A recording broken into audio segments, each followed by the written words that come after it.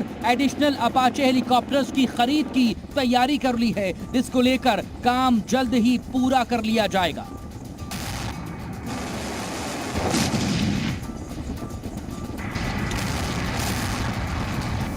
माना जा रहा है कि हाल ही में चीन के साथ बड़े सीमा विवाद के बाद भारत ने पर्वतीय इलाकों में अपनी क्षमताओं को बड़ी तेजी से मजबूत करने का काम किया है। इन कामों में सैनिकों की संख्या बढ़ाना, नए पुल और सड़कों का निर्माण करना और एडवांस लैंडिंग ग्राउंड को सबसे ज्यादा प्रमुखता दी गई है, ताकि भारत की ताकत और ज्यादा बढ़ाई जा सके।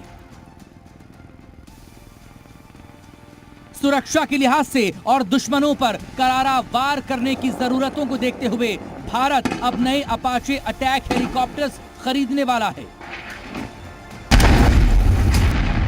भारतीय सेना इन जांबाज हेलीकॉप्टर्स को पहाड़ी इलाकों में तैनात करेगी, क्योंकि ये अपाचे हेलीकॉप्टर्स पहाड़ी इलाकों में ऑपरेशन के लिए बेहद सक्षम और मारक हैं। दुश्मन इनकी ताकत के सामने बौना साबित होगा, क्योंकि इनकी क्षमता चौंकाने वाली है।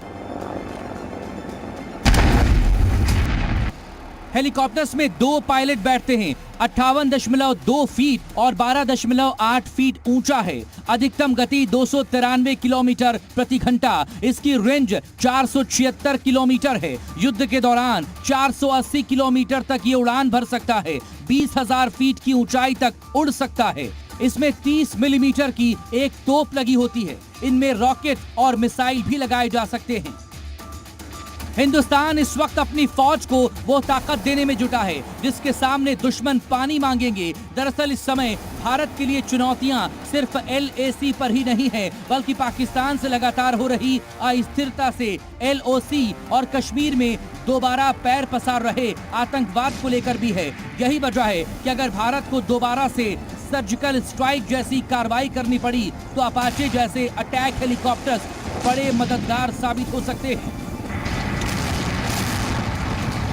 आपको बता दें, महाशक्तिशाली हेलीकॉप्टर अपाचे के आने के बाद भारत ने हाल ही में कई बड़े ऑपरेशन को अंजाम दिया है।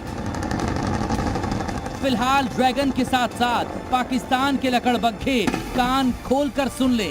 ये नया हिंदुस्तान है जो दुश्मनों को कोई मौका नहीं देता, बल्कि घर में घुसकर मारता है।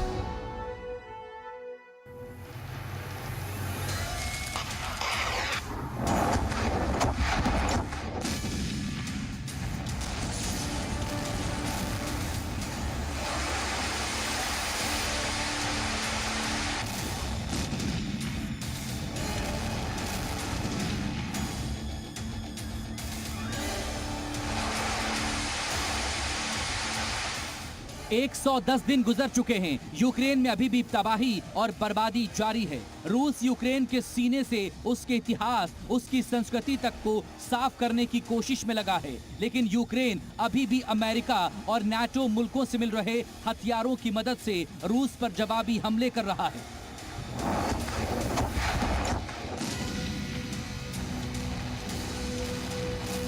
साथ ही पुतिन की दुश्मनी ब्रिटेन जैसे पावरफुल मुल्क के साथ बढ़ती जा रही है। ताजा घमासान इन 2 कैदियों को लेकर है जिन्हें रूस के बनाए डोनेस्क की सरकार ने फांसी देने की तैयारी कर ली है। इस तस्वीर में दिख रहे पहले 2 शख्स ब्रिटेन के निवासी हैं और तीसरा मोरक्को का रहने वाला है, और इन्हीं 2 ब्रिटिशर्स को लेकर मॉस्को और लंदन में ठन गई है। एडन ऑस्लिन और शॉन पिनर पहले से यूक्रेन में रहते थे। मारियोपोल में जंग लड़ते हुए अप्रैल 2022 में पकड़े गए एडन और शॉन के परिवार का दावा कि दोनों यूक्रेन मिलिट्री में थे। मोरक्को निवासी साउदुन ब्राहिम पढ़ने के लिए यूक्रेन आया था। डोनेस्क सरकार ने तीनों को आतंकी माना और मौत की सजा सुनाई। ब्रिटेन की विदेश मंत्री लिज ट्रूस ने जोर देकर कहा, इंग्लैंड को जो चाहे करना पड़े, लेकिन वो अपने इन 2 निवासियों को छुड़ाकर दम लेगी। ब्रिटेन के प्रधानमंत्री बोरिस जॉनसन ने भी यही निर्देश दिए हैं। हालांकि जिनेवा कन्वेंशन का हवाला देकर युद्ध अपराधी को वापस करने की मांग की जा रही है, लेकिन ब्रिटेन का ये बयान बताता है कि रूस और ब्रिटेन में तनातनी अब अपनी चरम पर पहुंच चुकी है।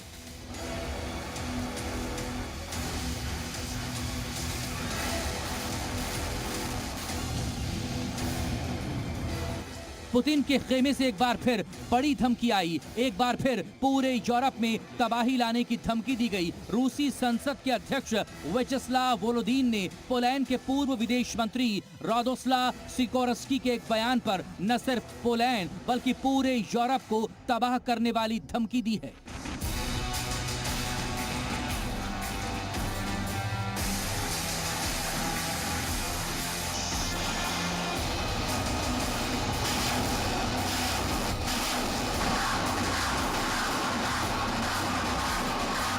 आज मैं मकसूद खान आपको बताऊंगा कि मॉस्को से आ रही धमकियां किस तरह से नाटो को भड़का रही हैं और नाटो लगातार महायुद्ध की तैयारियों में जुटा है। रूसी फोर्सेस की तैनाती और युद्धाभ्यास भी बड़ी जंग के लड़ने के लिए किया जा रहा है। तो क्या यूरोप में फूटने वाला है तीसरे विश्व युद्ध का ज्वालामुखी?